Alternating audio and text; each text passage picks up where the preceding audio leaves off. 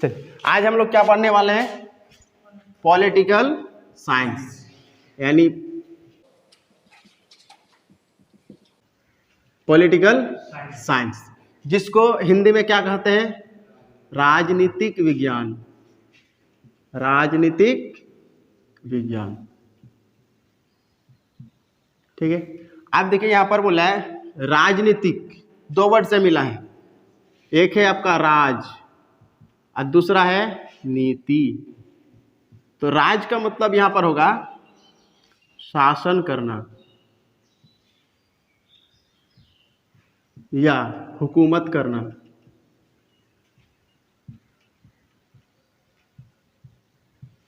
या फिर राज करना।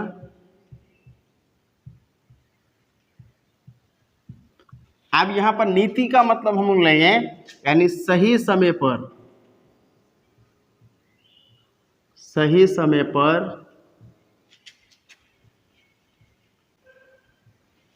काम को करना, ठीक है। आज हम लोग क्या पढ़ने वाले हैं, पॉलिटिकल साइंस, जिसका हिंदी क्या होता है, राजनीतिक विज्ञान। आप बोले राजनीति को हम तोड़ के पढ़ेंगे, तो यहाँ पर देखिए राज प्लस क्या है नीति। तो राज का मतलब क्या होगा मेरा, शासन करना, हुकूमत करना या राज करना। आप बोले नीति का मतलब क्या, सही समय पर काम को करना। आप बोला सर पॉलिटिकल पढ़ के हमको क्या फायदा है, तो बोला एकदम सही समय पर कोई काम कर डालना, ठीक है, उसी के क्या कहेंगे हम लोग, राजनीति। समझे। आप बोले राजनीति का पिता कौन है, राजनीतिक विज्ञान का पिता, राजनीतिक विज्ञान का पिता अरस्तु। राजनीतिक विज्ञान का पिता अरस्तु, समझे। हाँ चलिए, तो हम लोग का सब्जेक्ट आज क्या था, पॉलिटिकल साइंस। तो पॉलिटिकल का कुछ बेसिक जानकारी हो गया। आज अब हम लोग बढ़ेंगे क्या, चैप्टर की तरफ, ठीक है। चलिए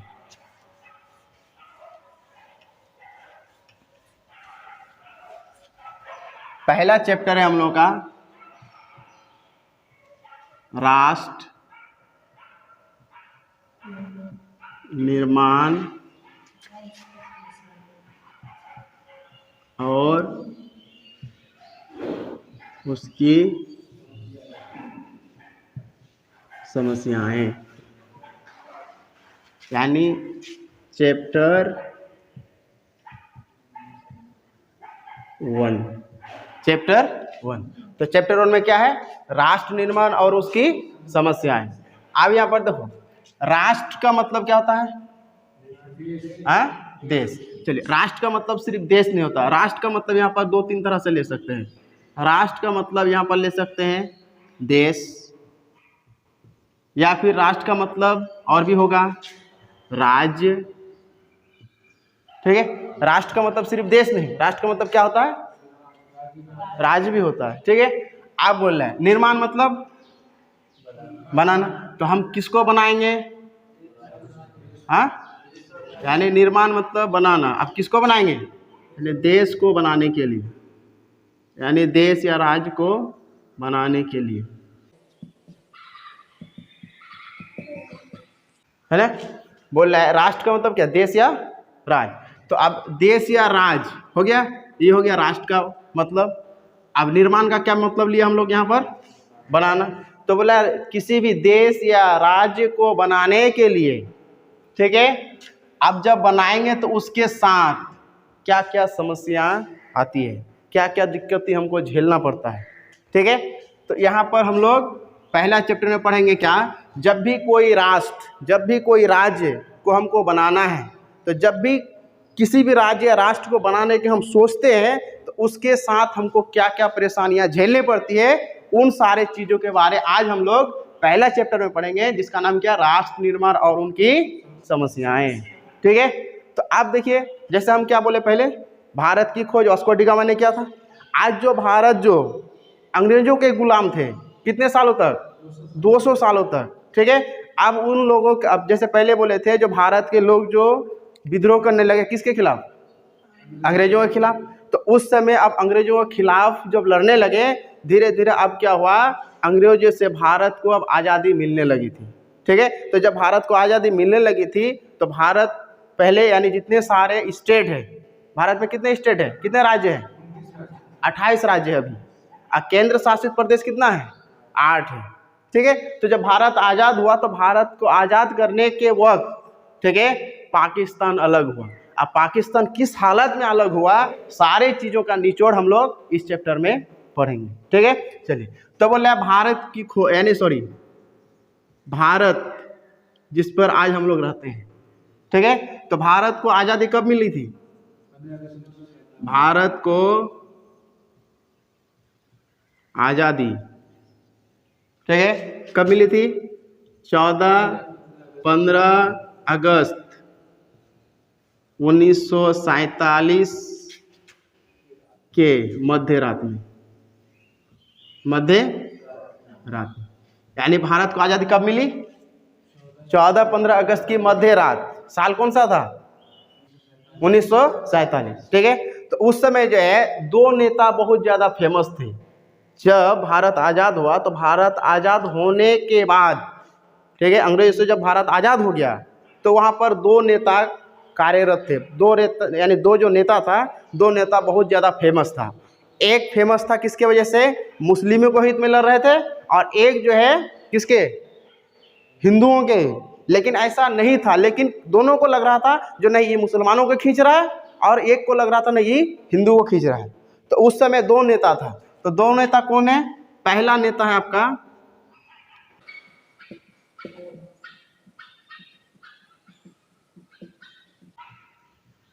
कौन है, पंडित जवाहरलाल नेहरू, और दूसरा नेता था मोहम्मद अली जिन्ना।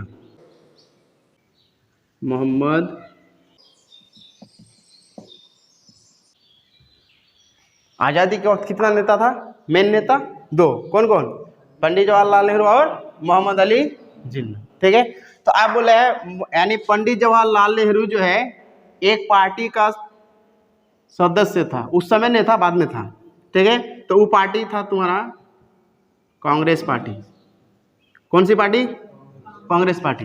अब बोले कांग्रेस पार्टी की जो स्थापना हुई, कांग्रेस पार्टी की स्थापना कब हुई, 1885 में हुआ था। ठीक है, चल, अब मोहम्मद अली जिन्ना एक पार्टी से लीड कर रहे थे, वो कौन सी पार्टी, हाँ, मुस्लिम लीग। अब मुस्लिम लीग की स्थापना कब हुई, मुस्लिम लीग की स्थापना 1906 में हुई। ठीक है, कांग्रेस पार्टी की स्थापना 1885 और मुस्लिम लीग की स्थापना 1906 में। समझ गए। चल, अब क्या होता है, जब आज़ादी मिल गई उसके बाद आज़ादी के वक्त कितना नेता, दो नेता, कौन कौन, पंडित जवाहरलाल नेहरू और मोहम्मद अली जिन्ना। ठीक है, तो यानी पंडित जवाहरलाल नेहरू किस पार्टी से थे, कांग्रेस पार्टी। कांग्रेस पार्टी की स्थापना 1885 में, और दूसरा जो आदमी था वो कौन था, मोहम्मद अली जिन्ना, किस पार्टी से बिलोंग करते थे, मुस्लिम लीग। मुस्लिम लीग की स्थापना कब हुई, 1906 में। ठीक है, लेकिन अब इसमें दिक्कतें आई। दिक्कतें क्या आई, जब भारत के लोग जब मतलब अब अंग्रेजों से मुक्ति होने वाले थे, ठीक है, यानी भारत को आज़ादी मिलने वाले थे, उस वक्त जो है मोहम्मद अली जिन्ना को एक बात खटकती है। क्या बात खटकती है, उसको ऐसा लगने लगा था जो मुसलमानों का यहाँ पर कोई अस्तित्व है ही नहीं। ठीक है, जिस वजह से मोहम्मद अली जिन्ना ने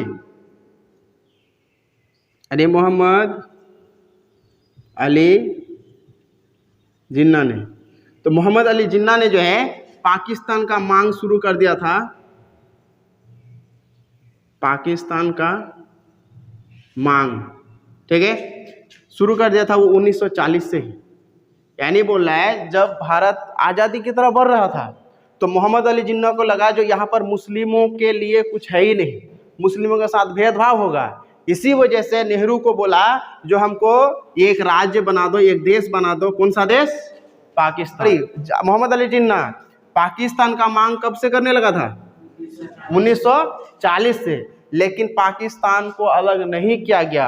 लास्ट में आखिरकार जब आज़ादी मिली भारत को, तो पाकिस्तान को आज़ादी यानी पाकिस्तान अलग हुआ 1947 में।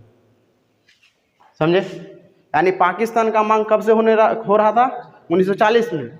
लेकिन पाकिस्तान को अलग दर्जा मिला, अलग कंट्री मिला है। कब मिला भाई? मोहम्मद अली जिन्ना ने 1947 में भारत से पाकिस्तान को क्या कर लिया था? अलग कर लिया था। लेकिन मोहम्मद अली जिन्ना 1940 से ही मांग रहे थे। समझ गए? अब क्या होता है इसके साथ? इन्होंने जो है मोहम्मद अली जिन्ना जो है द्विराष्ट्र का सिद्धांत का प्रतिपादन या द्विराष्ट्र का जो मतलब मांग कर रहे थे। द्विराष्ट्र मतलब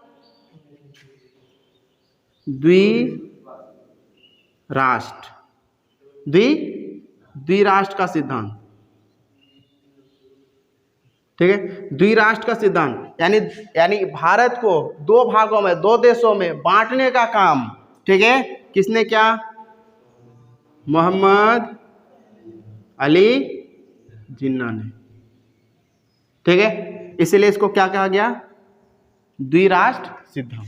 अगर आपको ऑब्जेक्टिव में पूछे जो मोहम्मद अली जिन्ना ने कौन सा सिद्धांत दिया था, कौन सा सिद्धांत? द्विराष्ट्र सिद्धांत दिया था। समझ में आया? अब कोई दिक्कत नहीं है? चलिए, अब जो है यानी भारत से पाकिस्तान अलग हो गया, लेकिन अब भारत में अब फिर उभरने लगा। क्या दिक्कतें? सबसे पहले तो हम लोगों ने अंग्रेजों से मुक्ति पाया। जो अंग्रेज हम लोगों के ऊपर हुकूमत कर रहे थे, कितनी कठिनाइयों के साथ हम लोगों को झेलना पड़ा, ठीक है। लेकिन भारत के लोगों को बर्दाश्त नहीं हुआ, जिस वजह से इन लोगों ने विद्रोह छीड़ दिया। और विद्रोह छीड़ने के बाद अंग्रेजों से 200 साल बाद भारत आज़ाद हुआ। अब भारत जब आज़ाद हुआ तो भारत में फिर दो नेता थे। कौन कौन? पंडित जवाहरलाल नेहरू और मोहम्मद अली जिन्ना। अब मोहम्मद अली जिन्ना फिर अपने गुट के ही लोग थे, लेकिन मोहम्मद अली जिन्ना को ये लगने लगा था जो ये जो भारत है जिसमें मुसलमानों का कोई अस्तित्व नहीं हो सकता है, इन लोगों के साथ भेदभाव होगा। इसलिए मोहम्मद अली जिन्ना ने 1940 से ही पाकिस्तान का मांग करने लगे थे, लेकिन नेहरू ने ऐसा नहीं किया। आखिरकार मोहम्मद अली जिन्ना ने 1947 में पाकिस्तान को क्या कर लिया? भारत से अलग कर लिया। समझ गए? ठीक है। अब जब भारत और पाकिस्तान यानी भारत से पाकिस्तान अलग हुआ, ठीक है, जब भारत से पाकिस्तान अलग हुआ, ठीक है, तो उस समय बताओ, जो उस समय बहुत ही क्या खुशी होगी, गम में डूबेंगे, क्या होगा? गम होगा, ठीक है। अब जैसे मान लो जो यानी एक परिवार का 5 बेटा है, एक परिवार का 5 बेटा है। अब मान लो जो एक बड़ा बेटा का शादी हो गई। अब बड़ा बेटा का जब शादी हो गई तो अब क्या हुआ, उसकी जो बड़ी बहू जो है, बड़ो बहू बहुत ज़्यादा क्या है? हरामी है, ठीक है, जो अपना बेटा को अपने तरफ खींच रहा है और मम्मी को अलग से डांट रही है, ठीक है। अब बोला कुछ भी हो, क्योंकि उसकी जो बड़ी बीवी है उसको सास ससुर के साथ रहने के लिए मज़ा नहीं आता है, ठीक है। तो अब क्या बोले, बेटा को अलग वो चढ़ाएगी और सास को अलग बोलेगी, ठीक है। अब जो ही बेटा आएगा बोले तोर माँ हनुमान बोल जिल मोक, है ना, जबकि माँ उसको बोले ही नहीं, ठीक है। क्यों? क्योंकि उसको अलग होना है, ठीक है। अब जब भी आएगी, ठीक है, यानी सॉरी जब भी आएगा वो, ठीक है, बोले तोर माँ मोक आया हनुमान बोलिल कि बोलिल बोले खुद बोले काम नहीं कर चाहिए, ये नहीं कर चाहिए, ऐसा वैसा जो सो बोले नहीं रो मो तू बोले आप बोले अलग करे घर बनाओ तो बना, नहीं तो बोले अभी अपना इच्छा नहीं रहूँ, मायका चलिए। अब उस प्रेशर में जो आदमी उसको क्या कर रहा है, बहुत ज़्यादा प्यार करता है, मम्मी को भी प्यार, बीवी को भी प्यार, लेकिन बीवी को भी नहीं छोड़ सकता और मम्मी को भी नहीं छोड़ सकता। लेकिन बीवी का नखरा से बोले तू अगर मौके इच्छा रखो तो मैं रोमू करेंगे, है ना। जिस वजह से अब बीवी के बात सुन के माँ बाप के प्रति बेटा का जो नज़रिया बदल गया। अब बेटा का जो नज़रिया है वो क्या करने लगा, धीरे धीरे नेगेटिविटी में बदलने लगा। अब मम्मी कुछ बोले नहीं बोले, ठीक है, मम्मी को डांटना शुरू, बोले तोर बहुत देखो नहीं पाई वो जो सो, मम्मी से भी दुश्मनी शुरू। अब उसकी बीवी जो है प्यारी हो गई, किसको?